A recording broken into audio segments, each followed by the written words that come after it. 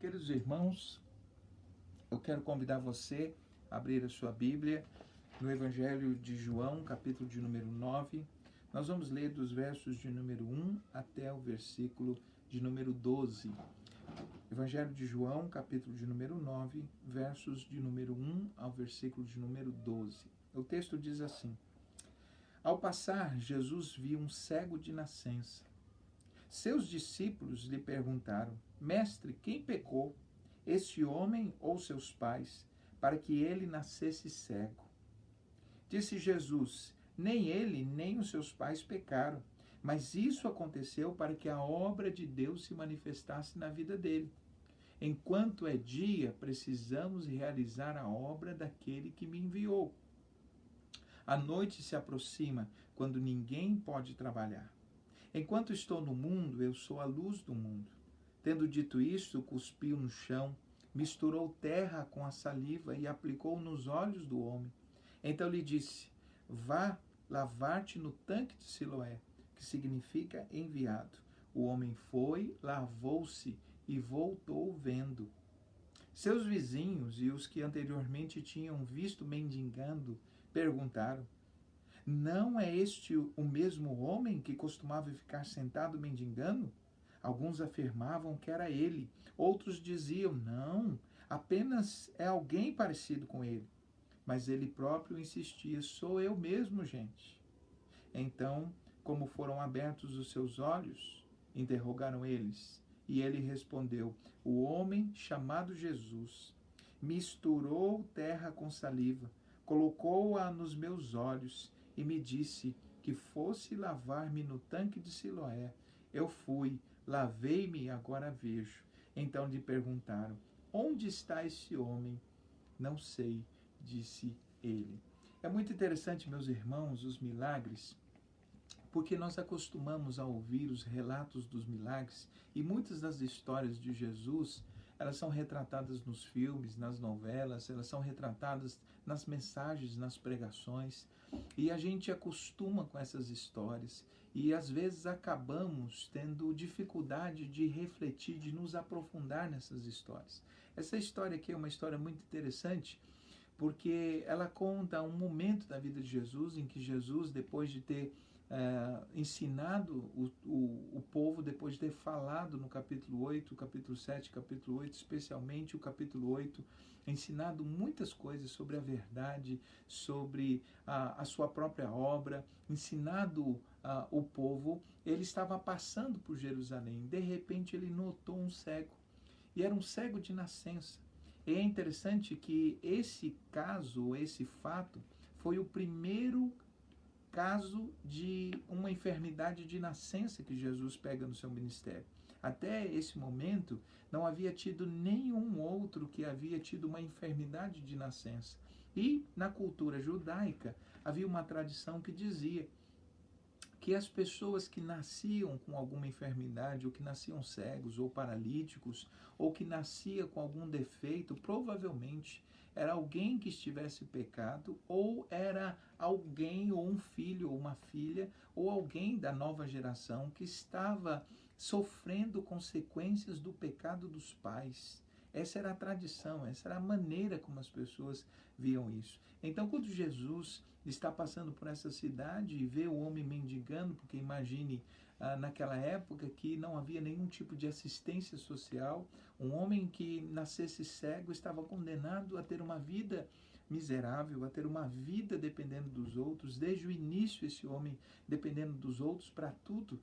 E certamente que por estar mendigando, é provável que esse homem já não fosse mais um jovem, já tivesse já uma vida passado na escuridão. Os seus pais, quem sabe, estavam mortos, ou quem sabe tinha desistido dele por conta de todo daquele momento, né, colocado ele ali para poder mendigar. Nós não sabemos em que condições que os pais estavam. A verdade é que, para sobreviver, aquele homem estava sempre nas ruas, dependendo da ajuda, das esmolas, do cuidado, né? da aceitação e também sofrendo a indiferença das pessoas. Quando Jesus passa com seus discípulos, é interessante que os discípulos não se preocupam com a enfermidade dele, mas se preocupam com uma questão que os intriga. e pergunta: quem é que pecou, mestre, para que esse nascesse cego, para que tivesse uma vida tão difícil? E é muito comum, faz muito parte da nossa cultura ou da nossa vida tentar sempre justificar as coisas ruins que nos acontecem com alguma explicação. Provavelmente, quando alguém está enfermo, quando alguém está passando por alguma dificuldade, logo as pessoas querem fazer uma correlação entre as dificuldades da vida e o pecado. Isso é muito comum, isso é algo antigo. E hoje mesmo, hoje as pessoas ainda fazem. Muitas vezes eu como pastor já tive a oportunidade de visitar algumas pessoas que disseram para mim: pastor, o mais difícil de enfrentar uma enfermidade é muitos irmãos que nos questionam, perguntando se a gente está em pecado, se a gente fez alguma coisa errada, que a gente deve estar fazendo algo que desagrada a Deus, afinal de contas, para sofrer dessa maneira. Então, essa maneira de encarar o sofrimento sempre como uma consequência do pecado, como uma consequência de uma falha, de algo que a gente fez contra Deus ou de alguma decisão errada, é uma maneira equivocada de avaliar o Evangelho. Porque nem todo sofrimento é consequência de um pecado. Nem tudo que passamos na vida é consequência de coisas erradas que fazemos. Pelo contrário, o próprio Jesus disse que no mundo nós teríamos tribulações, aflições. Ele não disse que apenas as pessoas que pecam, que apenas as pessoas que erram, que tomam decisões equivocadas haveriam de sofrer. Pelo contrário, há inclusive no Antigo Testamento um texto de Salomão, em que ele diz, no capítulo 5, especialmente de Eclesiastes, ele diz: todas as coisas sucedem aos maus e aos bons, aos ímpios e aos justos. No capítulo 9, ele também trabalha essa questão de que a enfermidade, a morte, os infortúnios da vida, ele bate na porta de todas as pessoas. Mas veja que na época de Jesus havia esse questionamento. Então Jesus diz aos seus discípulos: não foi esse que pecou. Não foi ele que pecou, nem os pais dele que pecou, pelo contrário, essa enfermidade é para que a glória de Deus se manifeste na vida dele. E aqui eu abro um parênteses, lembrando os irmãos que com essa palavra Jesus não estava dizendo que Deus o fez cego para depois curá-lo, para que o nome de Deus fosse glorificado. Não é esse o intuito de Deus. Deus não faz esse tipo de coisa, nos prejudicar para depois nos abençoar, para então receber a glória por isso. Pelo contrário, não é essa a ideia. A ideia é que toda vez que Jesus passar pela nossa vida, ele tem a oportunidade, ele pode mudar o nosso destino, ele pode mudar a nossa história. Então, a ideia que Jesus passa para os seus discípulos é: não, o sofrimento, as coisas que ele está passando, Deus tem um propósito e Deus pode, inclusive, fazer a diferença na vida dessa pessoa. E aí, então, diz o texto que, se aproximando do homem, Jesus faz algo inusitado. Ele cospe no chão e com a sua saliva ele faz um lodo e coloca nos olhos desse homem e pede para que ele estivesse indo até o tanque de Siloé, que ficava ali próximo, que era o local onde os enfermos ficavam, né? Era um local bastante conhecido. E aí então lavasse os olhos e, fazendo isso, ele haveria de ficar curado. Algumas pessoas questionam: mas por que Jesus usou desse artifício? Por que ele usou a saliva? Por que ele usou o barro? Outros cegos, como por exemplo o cego Bartimeu, o cego de Jericó, outros cegos que Jesus curou, ele não precisou fazer isso. Ele não pediu, ele não usou o mesmo método, até porque o segredo dos milagres de Jesus não está na forma. Algumas pessoas erroneamente dizem: não, o poder ali estava no barro que ele pegou. Não, o poder estava nele.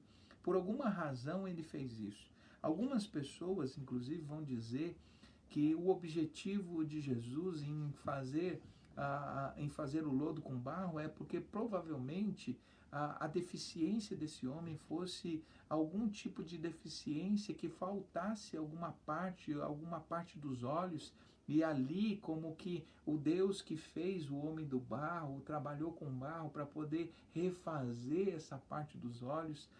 Algumas pessoas vão ir nessa direção, e meus irmãos, por mais estranho que isso pareça, a gente não tem nenhuma comprovação bíblica de que esse foi o intuito. A gente não sabe por que Jesus fez isso. A gente só sabe que Jesus fez isso e pediu para ele para ir se lavar. Aquele homem obedece, e assim que ele termina de se lavar, diz o texto bíblico que ele passa a enxergar.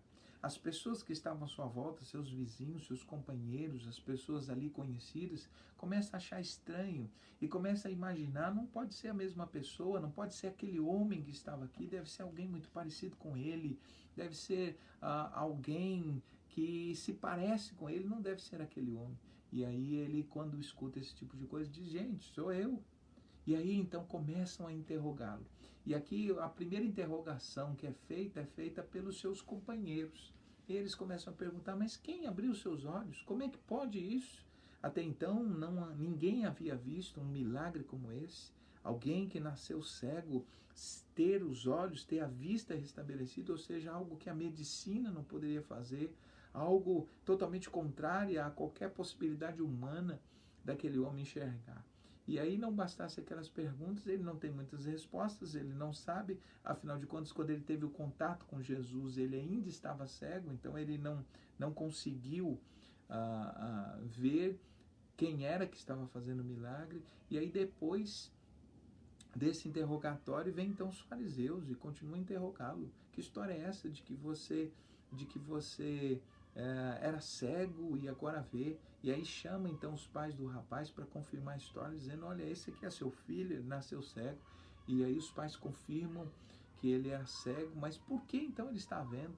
E os pais então, não querendo se indispor com os fariseus, afinal de contas, ser expulso da sinagoga gerava uma série de prejuízos comerciais, prejuízos sociais para a pessoa da sociedade judaica. Então eles, para preservar um bom relacionamento, dizem, olha, o menino já é grande, vê com ele o que está acontecendo. Então os fariseus começam a questioná-lo a respeito de quem era o homem que havia feito isso, e ele não sabia dar essas respostas, ele só sabia que estava cego e que agora via. E aí então começa-se aquele debate entre os fariseus, ele é um pecador, afinal de contas ele curou no sábado. Outras pessoas diziam, como pode Deus ouvir um pecador, afinal de contas Deus não ouve pecadores. Então começa aquele debate até que Jesus encontra esse homem, fala com ele, se apresenta dizendo que é aquele que o curou, e depois tem o último embate com os fariseus no final do capítulo 9, quando Jesus diz para eles que o grande problema deles é que eles estavam cegos, mas sem perceber. E eles disseram, não, a gente não é cego, a gente vê. E aí Jesus então termina o capítulo 9 dizendo, termina o seu discurso com eles dizendo, olha, justamente porque vocês acham que vocês enxergam e porque vocês veem, é que vocês sofrerão juízo. O que essa história tem para nos ensinar? E eu separei aqui, meus irmãos, 4 lições práticas para a nossa vida e que vão nos abençoar. A primeira lição que eu aprendo aqui é a gente tomar cuidado com a nossa teologia e tradições, porque elas podem estar equivocadas. A primeira lição que eu quero compartilhar é essa. Tome cuidado com as teologias e as nossas tradições, porque elas podem estar equivocadas. Quando eu digo isso, eu não questiono ou não estou questionando as doutrinas. Pelo contrário, veja só, de onde que eu tirei isso? O verso 2 e 3 diz que os discípulos, vendo aquele homem, começam a indagar quem é que pecou para que esse nascesse dessa forma, porque havia essa crença, havia essa teologia, havia esse jeito de ver as coisas, que a correlação entre sofrimento e pecado. E aí, meus irmãos, aqui nós aprendemos uma lição importante. Muitas vezes as nossas tradições, as nossas crenças, elas nos afastam das pessoas, ou elas afastam as pessoas de Deus. Às vezes, por conta das nossas tradições religiosas, nós muitas vezes nos tornamos pessoas que acabam crendo que as pessoas sofrem por conta de seus pecados, as pessoas sofrem por conta da sua desobediência, mas nem sempre é assim. Nós não conhecemos o plano que Deus tem na vida de cada um, nós não conhecemos a história de cada pessoa, por isso precisamos tomar muito cuidado com as nossas certezas, com as nossas convicções, quando essas convicções não são pautadas na palavra. Veja que o que eles estavam dizendo era uma tradição religiosa, eles estavam reproduzindo uma tradição que veio passando de pais para filhos, e que não tinha respaldo na Escritura. Jesus então corrige e diz assim, não é o sofrimento, a correlação entre pecado e sofrimento, ela não é universal. Nem todas as pessoas que sofrem estão em pecado. Por isso eu quero lembrar os irmãos que muitas vezes na igreja nós somos muito inclinados a julgar as pessoas, a julgar as famílias, a julgar as pessoas pela sua conduta. E a gente costuma fazer como os amigos de Jó, porque essa mesma crença, esse mesmo jeito de ver as coisas, a mesma teologia, que é a maneira como a gente vê Deus e a ação de Deus no mundo, é partilhada pelos amigos de Jó. Naquele momento difícil da vida de Jó, os amigos estão o tempo todo tentando encontrar nele uma falta, uma justificativa. Afinal de contas, o que imperava era a crença da teologia da retribuição. Não, Deus é justo. Se você está passando por dificuldade, se você está passando por esse problema, certamente você está em pecado. E o contrário dessa doutrina ou dessa teologia da retribuição também pode estar equivocado. A ideia de que quando uma pessoa está bem, quando as coisas estão fluindo, quando a pessoa está bem financeiramente, não está com nenhum problema de saúde, isso significa que essa pessoa está bem com Deus. Às vezes também não é verdade. O fato, as condições, as questões, as circunstâncias externas, elas não necessariamente determinam a minha condição com Deus. Você pode estar passando pelo vale e estar firme com Deus, ou você pode estar passando o melhor momento da sua vida e estar distante de Deus, porque não necessariamente há uma relação entre sofrimento e pecado. É óbvio que o pecado traz sofrimento, mas nem sempre o sofrimento é consequência do pecado, nem sempre a enfermidade é consequência direta de alguma falha, de alguma desobediência. Muitas vezes Deus tem um plano na nossa vida, muitas vezes Deus tem algo para fazer através de nós e às vezes a enfermidade se torna um púlpito de esperança, um instrumento que Deus usa, como no caso de Paulo, o espinho da carne funcionando como instrumento da graça na vida dele. Portanto, a primeira questão é: toma cuidado com os julgamentos, tome cuidado com as tradições, com a teologia quando ela não é bíblica, a teologia quando ela não é respaldada pela Escritura, porque muitas vezes nós começamos a julgar as pessoas pelas nossas crenças, mas nem sempre as nossas crenças estão corretas, nem sempre as nossas crenças são bíblicas, nem sempre a nossa teologia, a nossa maneira de ver Deus e a ação de Deus está coerente com a Escritura. Então esse é o primeiro alerta.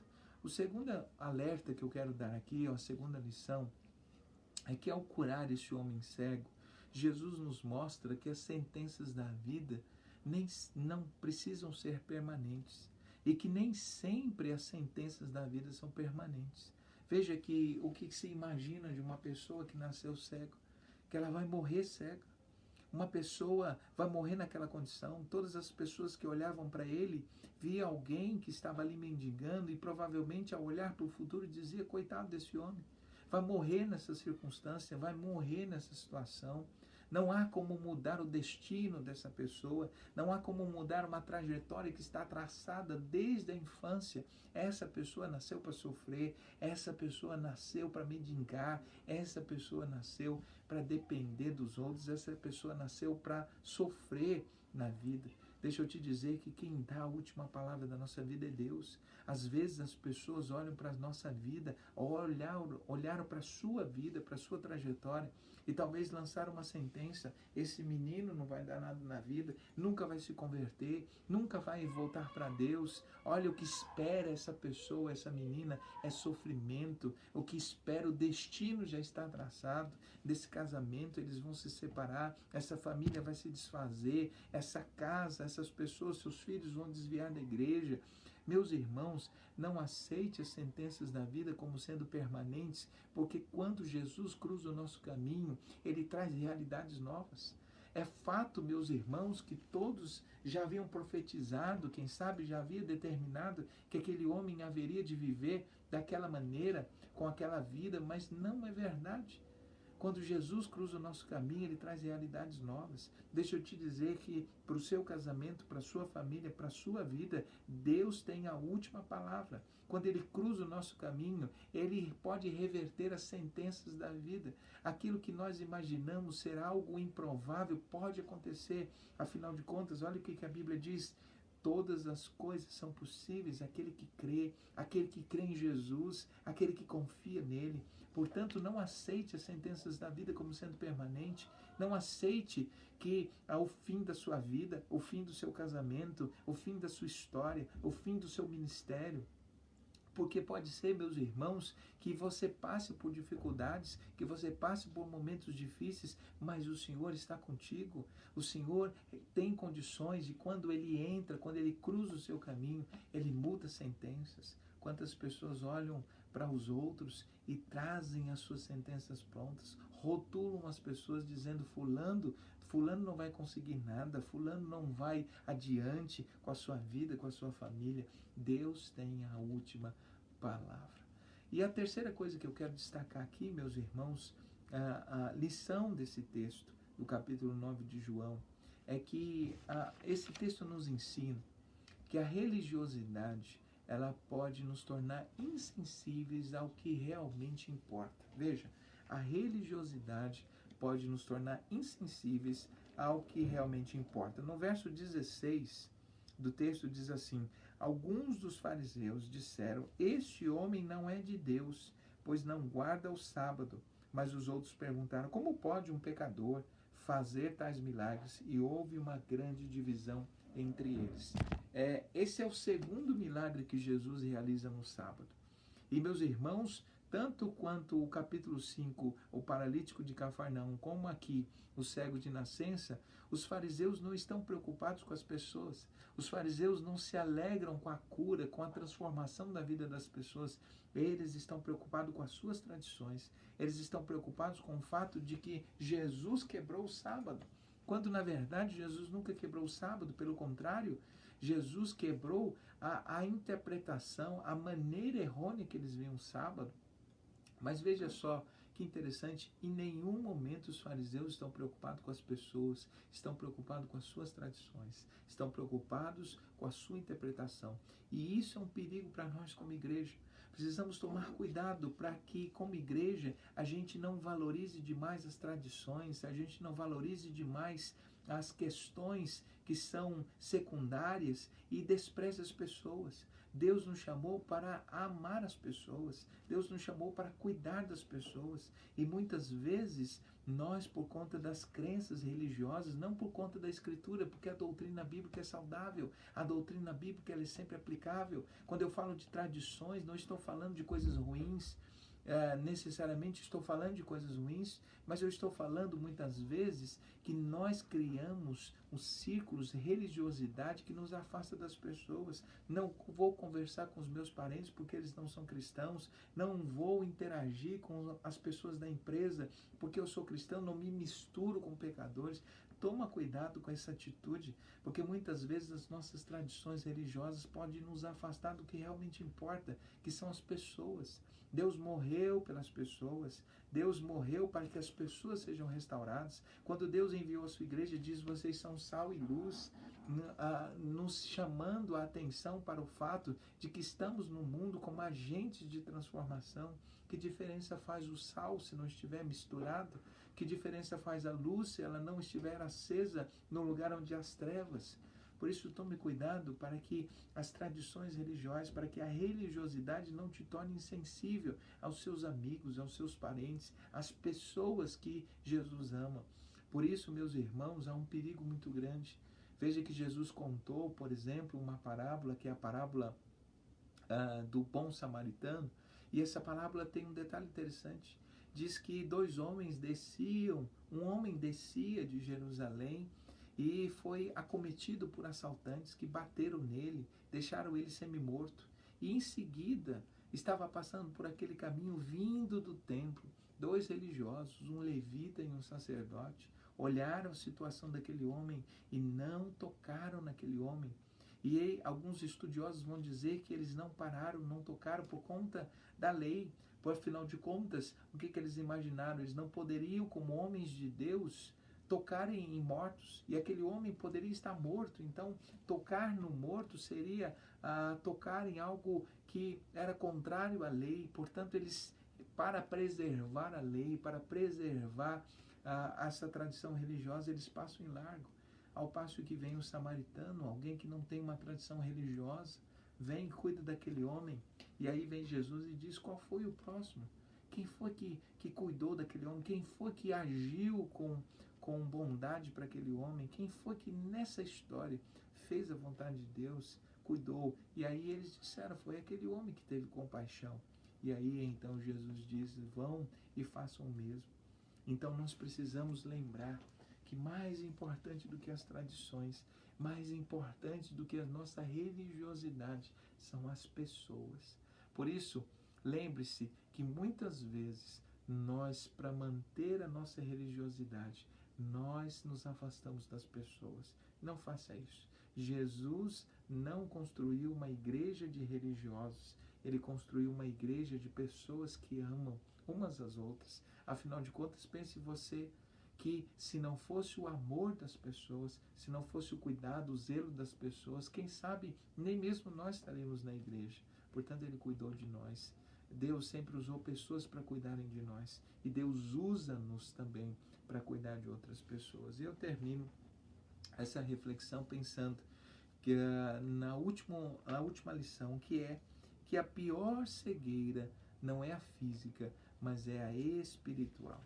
Nos versos de número 24 e 25, o texto diz assim: pela segunda vez chamaram o homem que fora cego e lhe disseram, isso os fariseus, para a glória de Deus, diga a verdade, sabemos que esse homem é um pecador, falando sobre Jesus. E o homem que fora curado respondeu, não sei se ele é pecador ou não, mas uma coisa sei, que eu era cego e que agora vejo. Então lhe perguntaram, o que lhe fez ele? Como lhe abriu os olhos? E ele respondeu, já disse a vocês, não me dão ouvidos? Por que querem ouvir outra vez? Acaso vocês também querem se tornar discípulos dele? Verso de número 28, então o insultaram e disseram, discípulos dele é você. Nós somos discípulos de Moisés, sabemos que Deus falou a Moisés, mas quanto a esse, nem sabemos de onde ele vem. Os versos 40 e 41 diz, alguns dos fariseus que estavam com ele ouviram-no dizer isso e perguntaram, acaso nós também somos cegos? Ao que Jesus respondeu, se vocês fossem cegos, não seriam culpados de pecados, mas agora, porque dizem ver, a culpa de vocês permanece. Deixa eu dizer que a pior cegueira não é a física. A pior limitação não é aquela que nos limita fisicamente. A pior cegueira é a espiritual. É aquela que nos impede de enxergar Deus. É aquela que nos impede de enxergar nossa real condição. E há muitas pessoas na igreja cega para consigo mesmas. Estão tão atentas para o pecado dos outros que são incapazes de enxergar seus próprios pecados. São incapazes de ver a si mesmos. Estão tão distantes de Deus, mesmo sendo religiosos. Por isso, deixa eu te dizer que há um cuidado muito grande que a gente tem que tomar, porque nós podemos correr o risco de, enxergando bem fisicamente, sermos cegos espiritualmente. Quando a gente vai ver lá no Apocalipse, lá na carta que Jesus mandou à igreja de Laodiceia, ele traz uma palavra muito dura para aqueles irmãos e diz, vocês dizem que vocês estão bom, que vocês são ricos, são abastados, mas vocês são incapazes de perceber que vocês são cegos, pobres e nus. E eu recomendo que vocês comprem de mim colírio para os olhos, para que possam enxergar a condição. Meus irmãos, o problema dos fariseus é que eles eram incapazes de enxergar seus próprios pecados, eram incapazes de enxergar suas próprias dificuldades, sua própria vida, totalmente distante de Deus, tão voltados para a religiosidade, mas tão sem amor, tão sem companheirismo, incapazes de enxergar as pessoas. Jesus estava ali realizando milagres que só o Messias poderia realizar, mas eles não conseguiam ver, não conseguiram ver Jesus, não conseguiram encontrar nele o Messias, não conseguiram tendo o autor da vida ali, permaneceram na morte, tendo a luz do mundo, manteram-se nas trevas. Por isso eu digo que a pior cegueira é a espiritual, porque a cegueira física, escute bem, a cegueira física é aquela que compromete você ou condena a pessoa à escuridão momentânea, mas a cegueira espiritual é aquela que condena à escuridão eterna. Esses fariseus se gabavam por poderem ver com seus olhos físicos, mas eram cegos com seus olhos espirituais, a ponto de ter o autor da vida, a luz do mundo na frente deles, e mesmo assim permanecerem nas trevas. Talvez você que me escuta hoje à noite, ou não sei quando você vai ouvir essa mensagem, talvez você também se encontre nessa situação. Você acha que enxerga, mas espiritualmente está cego. Não consegue ver Jesus como o único e suficiente Salvador. Você precisa dele. Porque o maior milagre que Jesus oferece não é abrir os olhos do cego, não é curar a cegueira física. O maior milagre é quando ele abre os nossos olhos espirituais e a gente começa a enxergar que estamos perdidos e precisamos de um Salvador. E a gente percebe que esse Salvador já veio, deu a sua vida por nós. Por isso, meu irmão e meu amigo que está me escutando, tome cuidado, porque a pior cegueira é a espiritual. É aquela em que você é incapaz de ver a sua real condição e aquela que você é incapaz de perceber que Jesus está ali para nos curar, para nos transformar. A cura física, ela é uma bênção, mas a cura espiritual, ela é muito maior. Talvez você que me escuta, talvez você esteja enfermo na carne, mas Jesus já tocou sua alma. Ele já abriu seus olhos espirituais. Às vezes você vai continuar com a sua dificuldade de enxergar fisicamente, mas a sua alma já está com luz. Há muitas pessoas que, tendo bons olhos, boas pernas, bons braços, bons órgãos, estão completamente mortos, completamente condenados à escuridão. Por isso que a pior cegueira não é aquela dos nossos olhos físicos, é a cegueira espiritual. É aquela que impede a pessoa de ver Jesus, de enxergar, de dizer, de olhar para Ele e perceber que Ele é o caminho, a verdade e a vida. Que Deus abençoe sua palavra em nossos corações e que o Senhor possa estar falando contigo. E eu quero relembrar as 4 lições que nós aprendemos hoje. Primeiro, tome cuidado com as suas teologias, com seus julgamentos, eles podem ser equivocados. A segunda lição é que as sentenças da vida não são permanentes. Quando Jesus cruza o nosso caminho, ele traz realidades novas. A terceira lição é que a religiosidade pode nos tornar insensíveis ao que verdadeiramente importa. Na vida, meus irmãos, nesse tempo, mais importa a vida das pessoas do que a nossa religiosidade. E por fim, quarta e última lição, que a pior cegueira não é a física, a pior cegueira é a espiritual. E louvado seja Deus, porque Ele já arrancou as nossas trevas, Ele já nos permitiu ver e enxergar pela sua graça. Eu te convido a orar comigo nesse instante.